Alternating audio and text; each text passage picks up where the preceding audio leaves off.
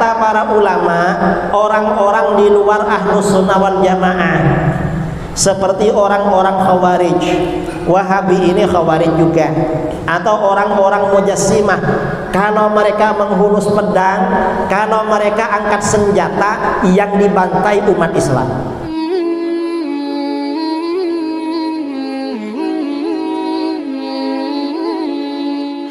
Bismillahirrahmanirrahim. Assalamualaikum warahmatullahi wabarakatuh. Teman-teman semuanya, semoga kita selalu dalam lindungan Allah Subhanahu wa Ta'ala. Nah, teman-teman semuanya, kita kembali lagi di channel Cahaya Hidayah. Oke, teman-teman, di video ini saya akan membahas tentang tuduhan Kiai Idrus Ramli terhadap Wahabi. Katanya seperti ini ya, Wahabi itu suka mengkafirkan kaum muslimin, dan Wahabi itu adalah Khawarij, dan banyak lagi fitnah-fitnah yang telah dituduhkan kepada Salafi Wahabi.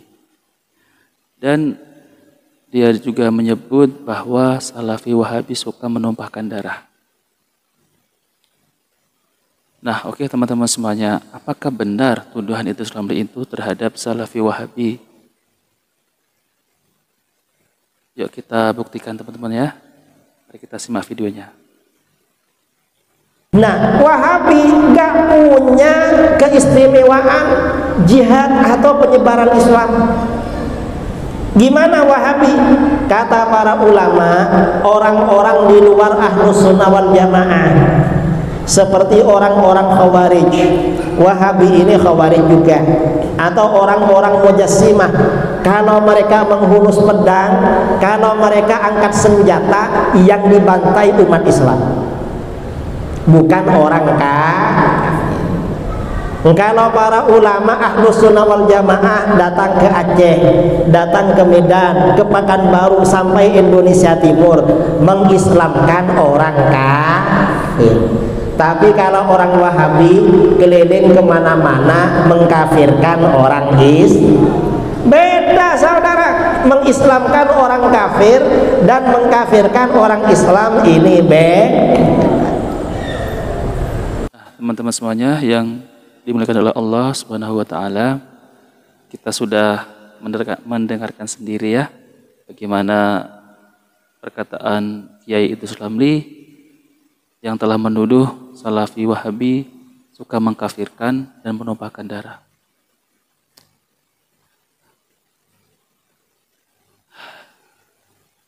Dari sekian banyak videonya ya, Kiai Idrus Ramli itu selalu Wahabi dan Wahabi yang dibahas. Subhanallah. Lalu apakah kita diam saja untuk membahas ataupun membantahnya ya? Tentu kita akan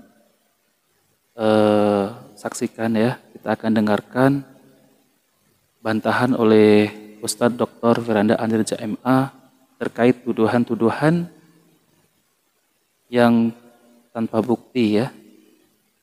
Kalau saya lihat ya di ceramah-ceramah Ustadz Salafi itu nggak ada yang mengkafirkan, kamu neraka, kamu kafir, nggak ada ya saya temukan.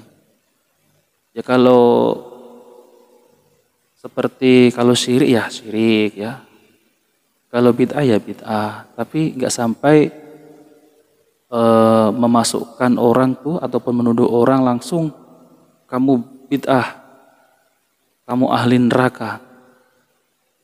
Nggak pernah pun saya jumpai seperti itu.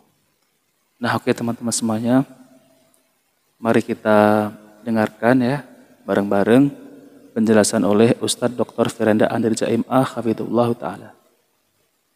Bagaimana dengan orang-orang mengatakan Salafi sama dengan Khawarij karena katanya mengkafirkan pelaku bid'ah? Ini kedustaan. Antum lihat ada apa dai-dai Salafi yang mengkafir-kafirkan? Apa ada atau tidak? Siapa yang mengkafir-kafirkan? Antum yang sering dengar rojak, apa dengar? Ada yang suka mengkafir-kafirkan? Kalau kita bilang ini kekufuran itu harus, ini kesyirikan itu harus. Kita bilang meminta kepada penghuni kubur itu apa? Syirik. Pakai jimat-jimat itu apa? Syirik. Pergi ke dukun, syirik. Dan saya sedang menjelaskan tentang banyak kesyirikan dalam penjelasan kitab tauhid. Ya, tetapi masalah mengkafirkan itu ada aturannya. Apakah sudah sampai hujah kepadanya? Apakah sudah iqamatul hujjah? Tidak semua orang terjerumus dalam kekufuran otomatis menjadi kafir. Contohnya Imam Ahmad. Imam Ahmad, di zaman Imam Ahmad, beliau ya dizalimi oleh raja di zaman tersebut. Karena raja tersebut di antara orang-orang terdekatnya adalah Ibnu Abi Duad, dan dia adalah seorang Mu'tazilah, dan dia merayu Khalifah Al-Ma'mun agar menyuruh rakyatnya mengatakan Al-Quran itu makhluk. Al-Quran itu makhluk. Dan para ulama sepakat Al-Quran bukan makhluk, tapi Al-Quran adalah firman Allah. Dan mereka berkata, barang siapa yang mengatakan Al-Quran itu makhluk, faqad kafar. Imam Ahmad mengatakan demikian. Man qala anna al-Qur'ana makhluk faqad kafar. Barang siapa mengatakan Al-Quran itu makhluk, maka dia telah kafir. Tapi Imam Ahmad tidak pernah mengkafirkan Al-Ma'mun, sang raja tatkala itu. Karena dia tahu ini raja orang awam, tidak ngerti, kena syubhat. Nah, ini menunjukkan tidak semua orang terjerumus dalam kekufuran, maka dia apa? Kafir. Ya. Tapi kalau menjelaskan ini kekufuran, ini kesyirikan, kita jelaskan. Wajib kita jelaskan. Mau orang mau ngomong apa, terserah. Nah, teman-teman semuanya ya.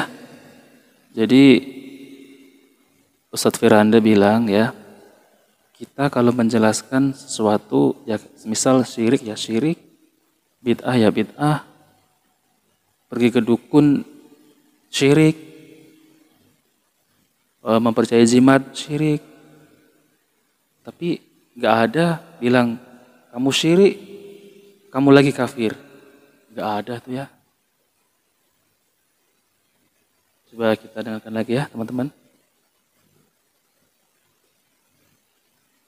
Tapi bukan berarti kita bilang ini syirik, kalau ada yang terjerumus berarti kita bilang musyrikin, harus dipenggal lehernya, ditumpahkan darahnya dan macam-macamnya. Dirampas hartanya, enggak. Siapa yang pernah demikian? Tidak ada dai salafi seperti itu. Oleh karenanya mereka yang sebagian mereka menyebarkan kedustaan. Menyebarkan kedustaan. Bahwasanya kita suka mengkafirkan apa? Orang-orang. Dari mana dalilnya? Kalau kita jelaskan ini bid'ah, bukan berarti kita mengkafirkan.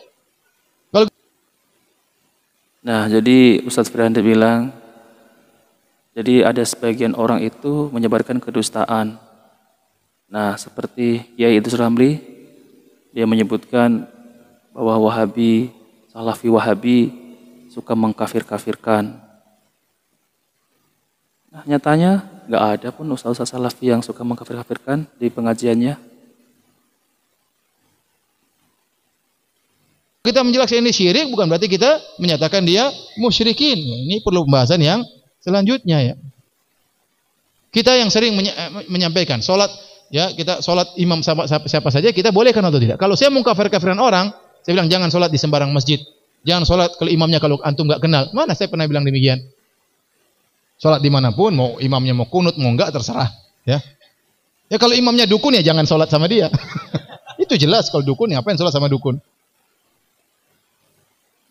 Nah, teman-teman semuanya, kita sudah mendengarkan penjelasan oleh Ustadz Dr. Firanda Andri Jamim Ta'ala. Jadi saya tuh teringat tuh ada ya dulu tuh di video ya, Kiai Idrus Ramli itu bilang, katanya kalau sholat di belakang imam Wahabi, hukumnya makruh. Nah, seperti itu ya, sampai makruh. Oke teman-teman semuanya, maka dari itu kita berhati-hati dalam menyampaikan suatu ilmu. Jadi yang kita petik ya penjelasan Ustadz Dr. Firanda Andri Jamim Ta'ala, kita sebagai penuntut ilmu kita berhati-hati jangan mudah mengkafirkan saudara kita. Nah oke teman-teman semuanya, kalau video ini baik jangan lupa like dan subscribe channel Cahaya Hidayah. Saya undur diri. Wassalamualaikum warahmatullahi wabarakatuh.